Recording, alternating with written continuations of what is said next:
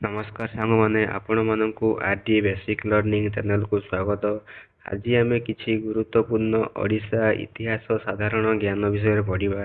ଆମର ପ୍ରଥମ ପ୍ରଶ୍ନ ହେଉଛି, ଖ୍ରୀଷ୍ଟପୂର୍ବ 261ରେ ହୋଇଥିବା କଳିଙ୍ଗ ଯୁଦ୍ଧ କେଉଁ ନଦୀ କୂଳରେ ହୋଇଥିଲା? ଏ. ମହାନଦୀ, ବି. ଦୟାନଦୀ, ସି. ଋଷିକୁଲ୍ୟା ନଦୀ, ଡି. ବୈତରଣୀ ନଦୀ।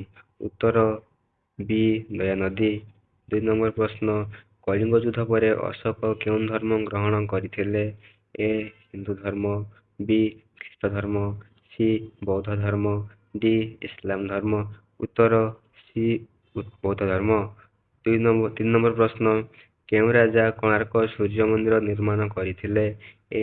ଅନନ୍ତ ବର୍ମା ଚଡ଼ଗଙ୍ଗଦେବ, ବି. କପିଳେନ୍ଦ୍ର ଦେବ, ସି. ଯଯାତି କେଶରୀ, ଡି. ଲାଙ୍ଗୁଳା ନରସିଂହ ଦେବ। ଉତ୍ତର ଡି. ଲାଙ୍ଗୁଳା ନରସିଂହ ଦେବ।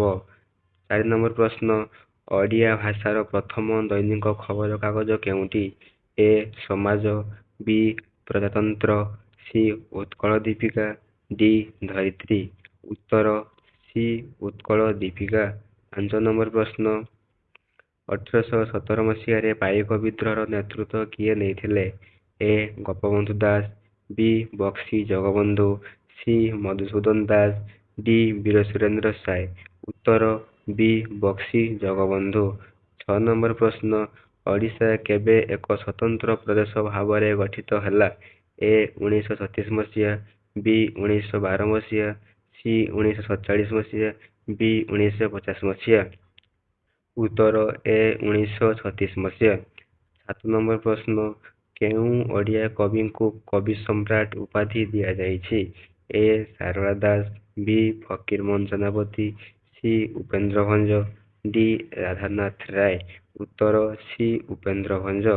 8 ନମ୍ବର ପ୍ରଶ୍ନ, ପ୍ରାଚୀନ କାଳରେ ଓଡ଼ିଶା କେଉଁ ନାମରେ ଜଣାଶୁଣା ଥିଲା? ଏ. କଳିଙ୍ଗ, ବି. ଉତ୍କଳ, ସି. ଉଡ୍ର ଓ ଉପରୋକ୍ତ ସମସ୍ତ। ଉତ୍ତର ଡି. ଉପରୋକ୍ତ ସମସ୍ତ। 9 ନମ୍ବର ପ୍ରଶ୍ନ, ଓଡ଼ିଶାରେ ସତ୍ୟବାଦୀ ବନବିଦ୍ୟାଳୟର ପ୍ରତିଷ୍ଠାତା କିଏ ଥିଲେ?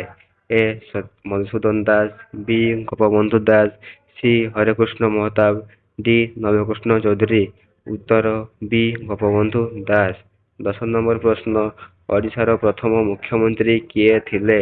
ଏ. ବିଶ୍ୱନାଥ ଦାସ, ବି. ହରେକୃଷ୍ଣ ମହତାବ, ସି. ନବକୃଷ୍ଣ ଚୌଧୁରୀ, ଡି. ବିଜୁ ପଟ୍ଟନାୟକ। ଉତ୍ତର ବି. ହରେକୃଷ୍ଣ ମହତାବ। 11 ନମ୍ବର ପ୍ରଶ୍ନ, 1980 ମସିହାରେ ଇଣ୍ଡୋନେସିଆ ସରକାର କାହାକୁ ଭୂମିପୁତ୍ର ଉପାଧି ଦେଇଥିଲେ? ଏ. ଗୋପବନ୍ଧୁ ଦାସ, ବି. ଜାନକୀ ବଲ୍ଲଭ ପଟ୍ଟନାୟକ, ସି. ବିଜୁ ପଟ୍ଟନାୟକ, ଡି. ମଧୁସୂଦନ ରାଓ। ଉତ୍ତର ସି. ବିଜୁ ପଟ୍ଟନାୟକ। 12 ନମ୍ବର ପ୍ରଶ୍ନ, ଓଡ଼ିଶାର ପ୍ରଥମ ମହିଳା ମୁଖ୍ୟମନ୍ତ୍ରୀ କିଏ ଥିଲେ? ଏ. ସରୋଜିନୀ ନାଇଡୁ, ବି. ନନ୍ଦିନୀ ଶତପଥୀ, ସି. ରମାଦେବୀ ଚୌଧୁରୀ, ଡି. କୁନ୍ତଳା କୁମାରୀ ସାବତ। ଉତ୍ତର ବି. ନନ୍ଦିନୀ ଶତପଥୀ। 13 ନମ୍ବର ପ୍ରଶ୍ନ, କେଉଁ ବର୍ଷ ଓଡ଼ିଶାର ରାଜଧାନୀ କଟକରୁ ଭୁବନେଶ୍ୱରକୁ ସ୍ଥାନାନ୍ତରିତ ହୋଇଥିଲା? ଏ. 1936, ବି. 1940, ସି. 1945, ଡି. 1948। ଉତ୍ତର ଡି. 1948।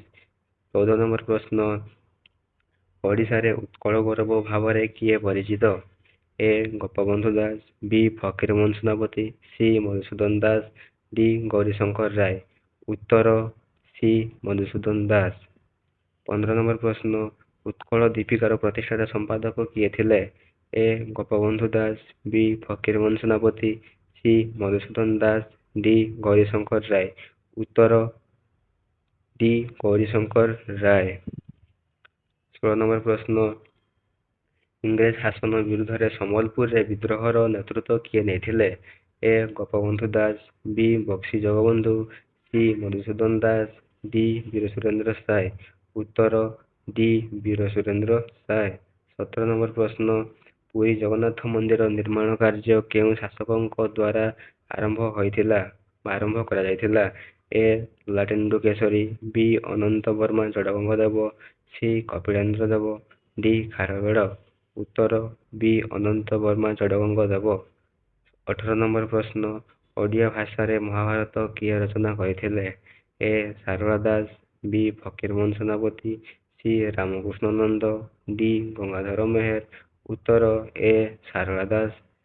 19 ନମ୍ବର ପ୍ରଶ୍ନ, ଐତିହାସିକ ଉଦୟଗିରି ଓ ଖଣ୍ଡଗିରି ଗୁମ୍ଫା କେଉଁ ଜିଲ୍ଲାରେ ଅବସ୍ଥିତ?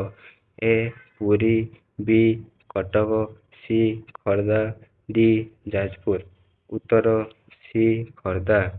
20 ନମ୍ବର ପ୍ରଶ୍ନ, ଓଡ଼ିଶା ବିହାର ଠାରୁ କେବେ ଅଲଗା ହୋଇଥିଲା? ଏ 1911, ବି 1912, ସି 1919, ଡି 1921। ଏହି ପ୍ରଶ୍ନର ଉତ୍ତରଟିକୁ ଆପଣମାନେ କମେଣ୍ଟରେ ଜଣାଇବେ। ଆଜିର ଭିଡ଼ିଓ ଏତିକିରେ ଶେଷ ହେଲା। ପୁଣି ଆମେ ନେକ୍ସଟ ଭିଡ଼ିଓରେ ଦେଖା ହେବା। ଭିଡ଼ିଓଟିକୁ ଭଲ ଲାଗିଲେ ଲାଇକ୍ କରିବେ ଏବଂ ସାଙ୍ଗମାନଙ୍କ ମଧ୍ୟରେ ସେୟାର କରିବେ।